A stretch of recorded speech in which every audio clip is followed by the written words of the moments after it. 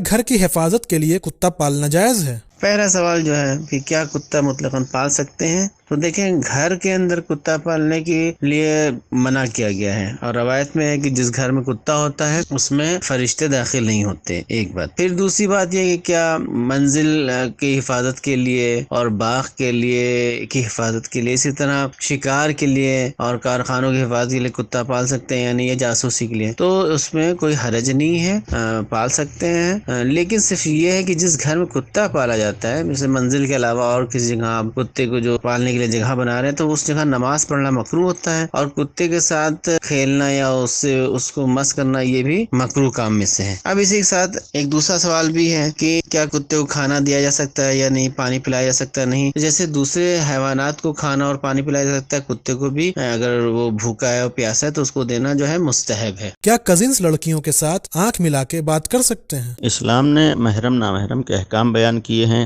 جو بھی نامحرم ہو، یہاں رشتہ داری اور غیر رشتہ داری کی بات نہیں ہے، یہاں جو بھی نامحرم ہو، چاہے کزن ہو یا کزن نہ ہو، اس سے شرعی حدود کا خیال کرنا اور شرعی احکام کا خیال کرنا لازم اور واجب و ضروری ہے۔ ان میں سے اولاً پردہ واجب ہے، اور اس پردے میں نامحرم کے سامنے صرف چہرہ اور گٹے تک ہاتھ کھلے رہ سکتے ہیں، اور یہ چہرہ کا کھلا ہونا اور گٹے تک ہاتھ کا کھلا ہونا اسی صورت میں بھی اجازت ہے، جائز ہے کہ اس کی وجہ سے حرام میں نہ پڑ رہا ہو، یعنی اگر اسی چہرہ کھلنے کی وجہ سے گناہ میں پڑ رہا ہے، فساد میں پڑ رہا ہے، تو یہ بھی چھپانا واجب ہو جاتا ہے۔ تو ایک مسئلہ یہ ہے۔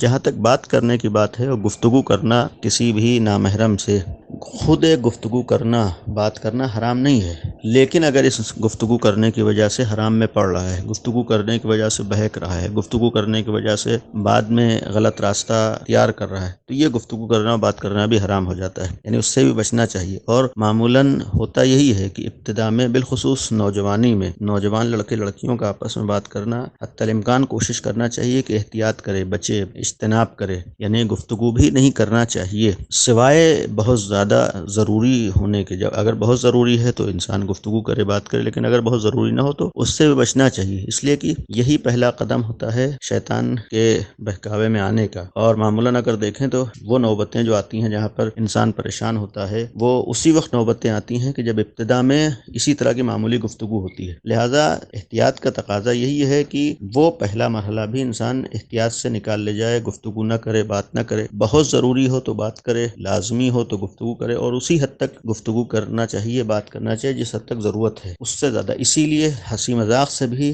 بچنا چاہیے، پرہیز کرنا چاہیے۔ لہذا جو آپ نے سوال کیا ہے کہ چہرہ دیکھ کر بات کرنا شرعاً حرام نہیں ہے، ہاں اس وقت حرام ہو جائے گا جب اس کی وجہ سے گناہ اور فساد میں پڑ رہا ہو، یا بعد میں پڑھنے کا یقین ہو، اطمینان ہو کہ ہاں اس کی وجہ سے پھر بعد میں پڑھے، لیکن پھر بھی احتیاط کرنا چاہیے، پرہیز کرنا چاہیے۔ اس طرح کے موقعوں پر آدمی کوشش کرے کہ یہ گفتگو اور بات بھی نہ ہو، اس لیے کہ پھر یہی شیطان کا پہلا قدم ہوتا ہے، آگے وہ کوشش کرتا ہے بہکانے کی۔ برادر سید کرار، ہمیں خوشی ہے کہ نامحرم سے گفتگو کے حوالے سے آپ اس بات کی جانب متوجہ ہیں۔ میں آپ کو ریکمینڈ کروں گا کہ جوانوں سے مخصوص ہماری پلے لسٹ کو آپ ضرور دیکھیں، اور ساتھ ہی ساتھ اپنے دوستوں کے ساتھ بھی اسے ضرور شیئر کریں۔ اگر کوئی شخص خمس نہ نکالتا ہو تو کیا اس کے یہاں دعوت قبول کرنا جائز ہے؟ مراجع کرام فرماتے ہیں وہ شخص جو خمس نہیں نکالتا، اس کے دسترخوان پر لگے ہوئے کھانوں کے بارے میں اگر انسان یہ نہیں جانتا کہ جو کھانا اس کے سامنے لگایا گیا ہے اس پر خمس واجب ہو چکا تھا اور صاحب دسترخوان نے ادا نہیں کیا، تو اس صورت میں اسے کھانے میں کوئی حرج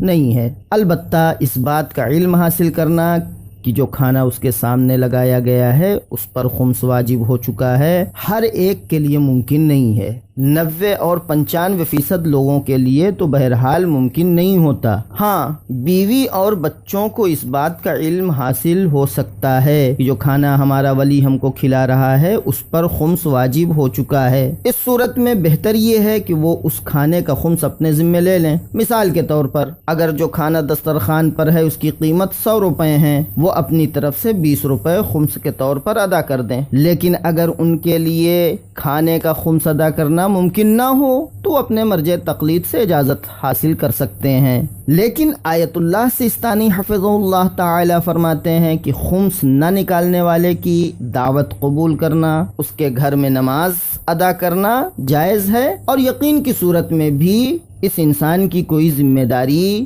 نہیں ہے جو اس کے گھر جا رہا ہے دعوت کھانے یا جو گھر اس کے گھر میں نماز پڑھ رہا ہے۔ تو دوستوں یہ تھا ہمارا آج کا پروگرام، امید کرتے ہیں آپ کو یہ پروگرام پسند آیا ہوگا۔ جاتے جاتے ایک بار پھر آپ کو یاد دلا دوں کہ آپ ہمارے پیج سبیل مودت کو ضرور سبسکرائب کریں، ڈسکرپشن میں اس پیج کی لنک موجود ہے۔ اگلے ہفتے پھر آپ سے ملاقات ہوگی، تب تک کے لیے اجازت دیجیے، خدا حافظ، شکریہ۔